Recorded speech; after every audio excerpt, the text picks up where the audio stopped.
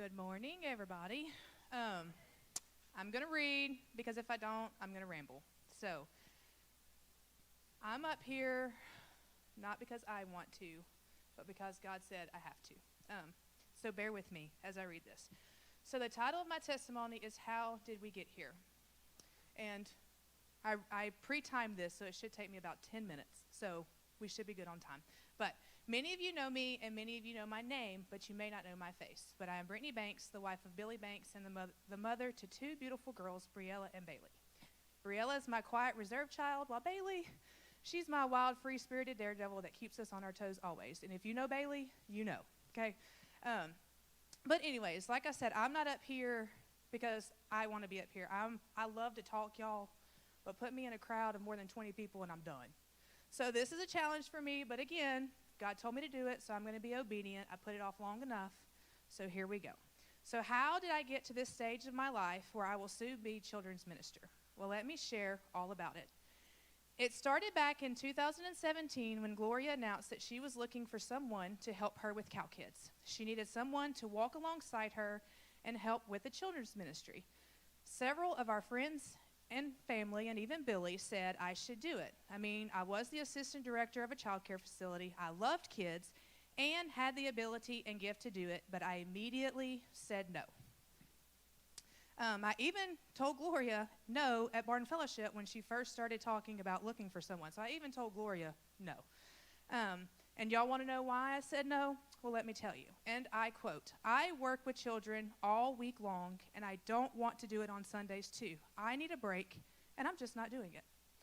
Little did I know that God had much different plans. I was at work one day when Gloria called me and asked if I had a second to chat, and I said sure. I knew what it was about. She told me that she had been praying about who God would send to be the new Cow Kids director, and I kept coming to her mind. And she even told me that Greg mentioned my name as well. She told me that I did not need to give her an answer, but to at least pray on it, and I agreed to do that. I prayed and cried and prayed some more. I wanted to do this for God and not for myself. I wanted to be able to commit 100% to Him, so it was not a decision that was going to be taken lightly. I called Gloria and told her that I would like to sit down with her, Pastor Greg, and Billy to see what all the job entailed, and we would go from there. We had our meeting, and I heard God say, do it. So I said yes. And it has been nothing but a blessing since. Fast forward to 2019, and I'm approached by Pastor Greg about starting a part-time child care program like a PDO program, and I agreed to do some research and told him that I would let him know. I did my research and decided that this was something that I wanted to do, but I'm still working at the child care center and knew that I could not do both. So I prayed and honestly started making excuses because I didn't feel I would be qualified to take on such a job. But God, He was working yet again and was planning it all out. My husband and I were both working full-time, but we still depended on my income. It wasn't a lot, but it paid the mortgage. Well, that's kind of important. But let's backtrack a little bit.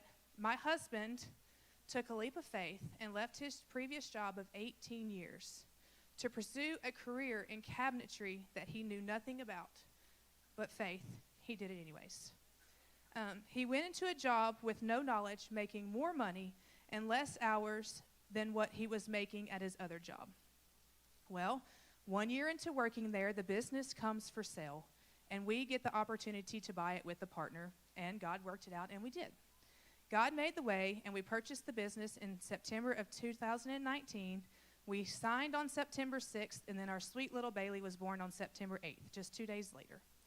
Okay, so now I'm going to go back to PDO. I knew at this point that I wanted to do it, but remember, income was a holdup for me, so cue God. Billy comes home the week after we purchased the business and said, babe, you don't have to work anymore. We got a raise. I'm like, what? We knew we were going to get a raise. I mean, when you buy a business, there's going to be like a financial, increase, but we didn't really think that it was going to supplement my other income, but it did. So it was an aha moment, and I said, okay, God, I hear you. So my first excuse about financial was handled, and then me being me, I started questioning, well, how am I going to leave this job? They're my family. I love them. How am I going to do that? But y'all, cue God again. When I was at work one day, and I was told that we would officially be closing my center in December of 2019. Y'all, I kid you not, The day that I found out that the center was closing, Pastor Greg calls me and says, so, we have an elders meeting tonight. Do you want to do this PDO program? I said, yes, let's do it. So, God took all my excuses, handled them for me, and knocked them out. And that's how PDO was started. I've never shared that story with y'all. I shouldn't have waited 3 years, but that's how PDO got started.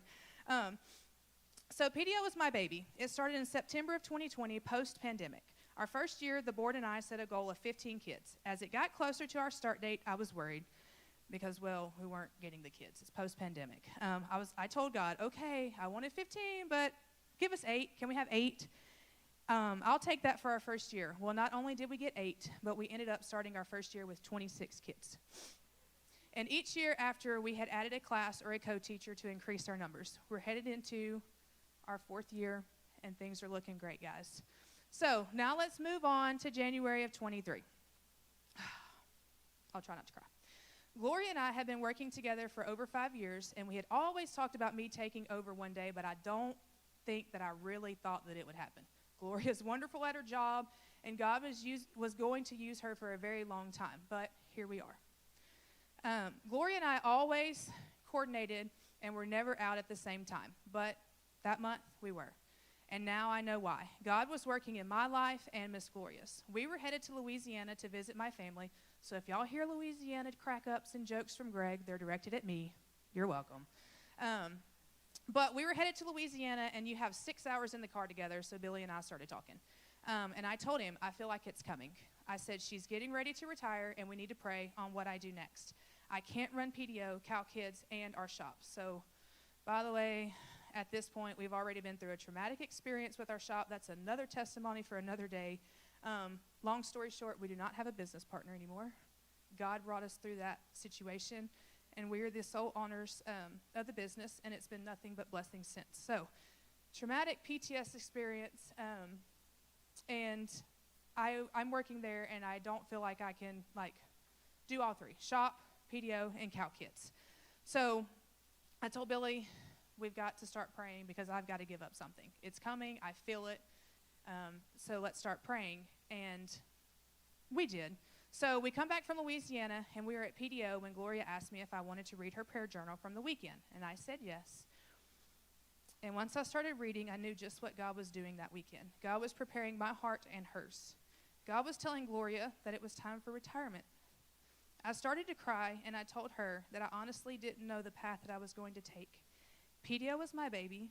We still have PTSD from the shop. And honestly, I didn't feel qualified to take her position.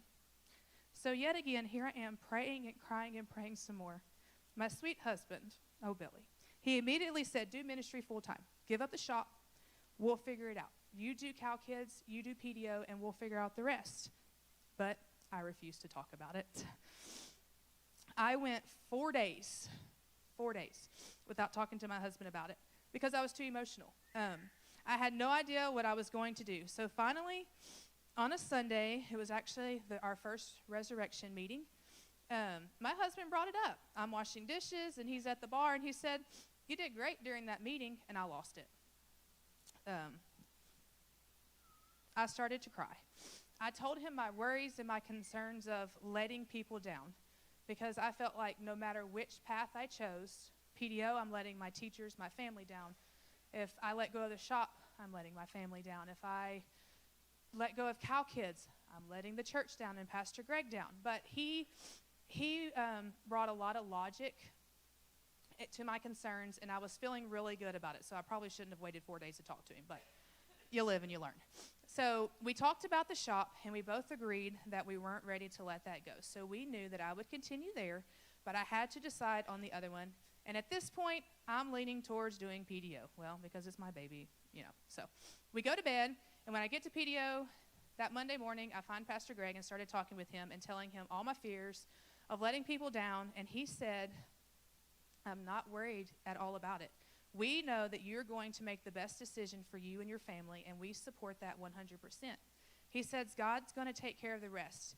If it's to find a PDO replacement, he's going to send it. If it's to find a ministry replacement to fill Gloria's spot, God's going to send it. And that took a massive weight off of my shoulders. And then he says, have you thought of anyone that could potentially take over PDO? And I said, actually, I have. I've been training this amazing person for a while now to be in charge while I'm away. And he said, well, maybe you should ask her. And if she says she is interested, then maybe God's sending you this way. If she says no, then maybe God's saying stay with PDO. I was like, that's a great idea. So that's exactly what I did. I went over and I asked her if she had ever thought about child care management. She said she had in the past, but not lately. And I said, well, what if there was a possibility that I was going to step down as director? Would you be interested? She immediately said yes. So I spilled the beans and offered it to her, and she almost started to cry, which I think she did cry a little bit, because she was just about to start looking for something with a little bit more income to help with her family. And y'all, in that moment, it was instant peace. I knew exactly what God was telling me to do. Ministry, children's minister. So I told Gloria and Greg, and we were all excited. So from there, I started to pray that God, if this is the person to take my position, then let it be. If not, then send the right person. But God, y'all, he sent the right person. Her name is Amanda. I'm not going to ask her to stand up.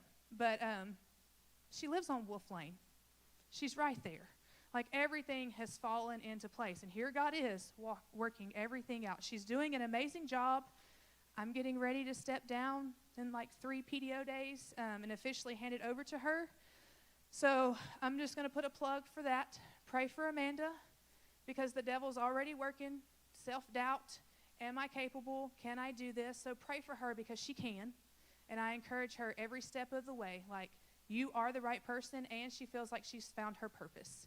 So God's going to move in a big way for that. So I'm going to wrap this up because I'm pretty sure I've met my time quota. But children are a gift from God, and I'm probably going to cry on this part. I didn't want to work with them on Sundays because I worked with them all week. My only regret is that I didn't join the ministry sooner. I know there are others out there that probably feel the same way. Maybe you're a teacher, a child care provider, or maybe a stay-at-home mom, and you're with your little ones all week. But I promise you, you will never regret telling the gospel to these children. You can impact their lives more in an hour on Sunday or Wednesday evening than you will during the whole work week. We are called to minister these babies, and if we don't, the world will. I remember when I was little that every Sunday we would ask my dad if he was going to go to church with us that morning, and he always told us no. He was going fishing. So finally, after months of asking and coming home and telling the stories from the Bible, he decided to give it a try and see what it was all about, and that's how it started. My dad became the spiritual leader of the home, and I have him and my mom to thank for my strong foundation in Christ. You guys, God uses children to minister to others, and we have to share the gospel with them. If we don't, we're failing them. Our children's ministry is struggling, not with attendance, but with the lack of volunteers. We need lead teachers, which, by the way, our lessons are pre-made for you, so there's minimum prep besides reading and being prepared to deliver it. But almost every class on every Sunday of the month needs a helper to open snacks, find a Bible verse, take them to the potty, etc. Our teachers that we have are amazing, but 90% of them are retired or no longer have children in Cow Kids because they have aged out. We need helpers to aid them, to lighten the load, and to prevent the burnout. If we do not have volunteers to help, we do not have a children's ministry. So I'm calling on all of you for help. You do not need to be a Bible scholar to teach them. Maybe you don't feel like you know the story enough. You can use that time of prep to grow in your faith. Dads, men, y'all can help too. We have 2 men. That's it. 2 men working in our children's program. We need to show our children what a real man of God looks like. Because, again, if we don't teach them, the world will. And I think we can all agree that's the last thing we need is the world leaving a lasting impression on our children. So let's commit together to further God's kingdom one child at a time and make it our goal to minister to them and not fail them. Thank you.